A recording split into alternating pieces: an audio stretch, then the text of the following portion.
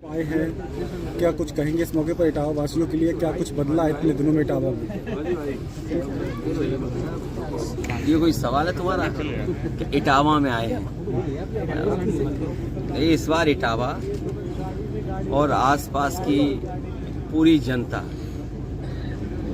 Bharatiya Janata party के खिलाफ मतदान करने जा रही है। और मतदान इसलिए खिलाफ करने जा रही है कि जो वादे भारतीय जनता पार्टी ने किए, कोई वादा पूरा नहीं किया। और आज जब हम सब लोग बाबा साहब भीमराव अम्बेडकर जी को याद कर रहे हैं, उस समय हम सब इस बात को याद कर रहे हैं कि उनके संविधान ने, उनके बनाए हुए संविधान ने हमें सम्मान दिया।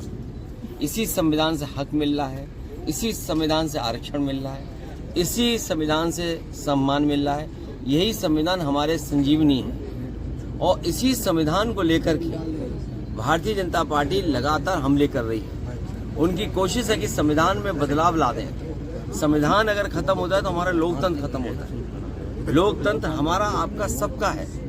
जिस समय संविधान मजबूत होगा उसी समय लोकतंत्र मजबूत होगा। ये संविधान हमारी किस्मत की किताब है।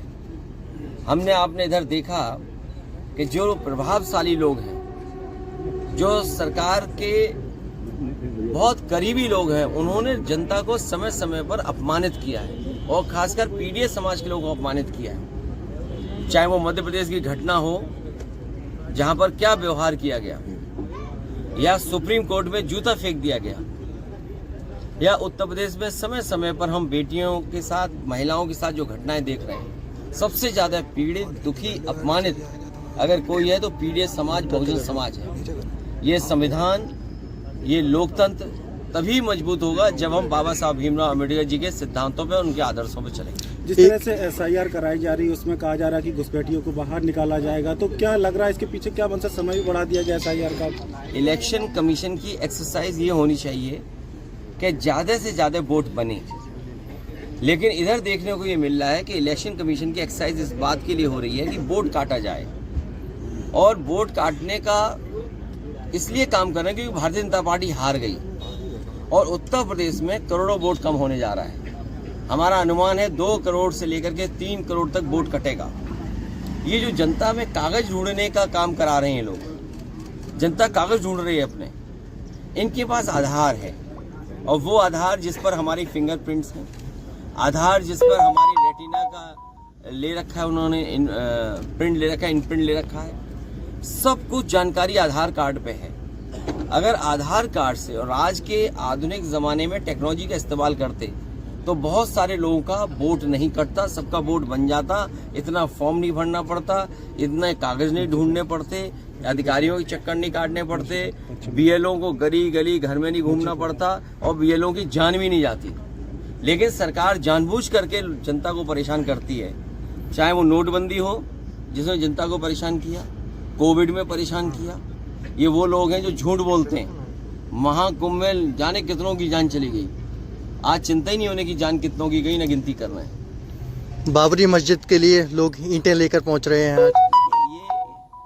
ये देश में लगातार आप किसी के साथ खिलवाड़ करेंगे, अगर आप भावनात्मक मुद्दे बनाएंगे। भारतीय जनता पार्टी इमोशन से सरकार चला रही है, भावनाओं पे राजनीति करके सरकार चला रही है।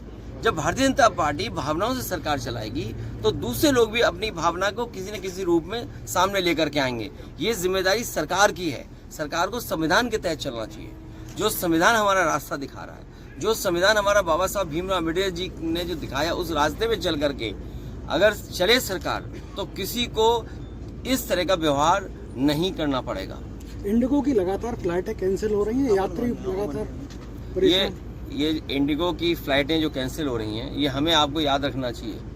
अगर उद्योगपतियों को आप ताकतवर बना दोगे तो सरकार के ऊपर दबाव बनाएंगे, सरकार के ऊपर रह करके काम करेंगे।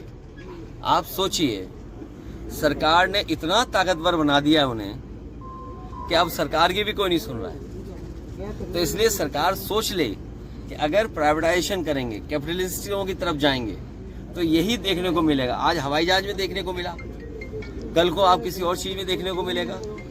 हम अखबार टीवी में कब से देख रहे हैं आज से देख रहे हैं क्या?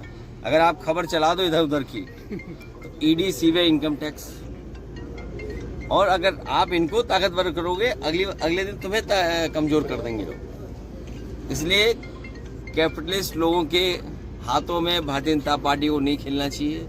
जितना कैपिटलिस्ट लोगों के हाथों में ये सरकार खेलेगी उतना ही सरकार पर ये दबाव बनाएंगे। और हम तो आपसे कहेंगे, आपको छोटा पैकेज मिलता है, इंडिगो ने कितनों को बड़ा बड़ा पैकेज दिया, ये देखिए आप। जिस समय आप देखोगे पैकेज, उस समय आपको खुद अनुमान लग जाएगा कि क्या है, क्या वजह है।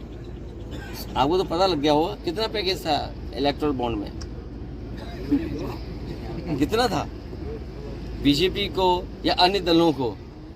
तो अगर आप इलेक्टोरल बॉन्ड लेंगे उनसे, तो आप कैसे हम उनसे नियम मनवाओगे? तो क्या लगता है इसमें सरकार की कमियां हैं? सरकार जितना कैपिटलिस्टों को बढ़ावा देगी, सरकार पर उतना ही वो दबाव बनाएंगे।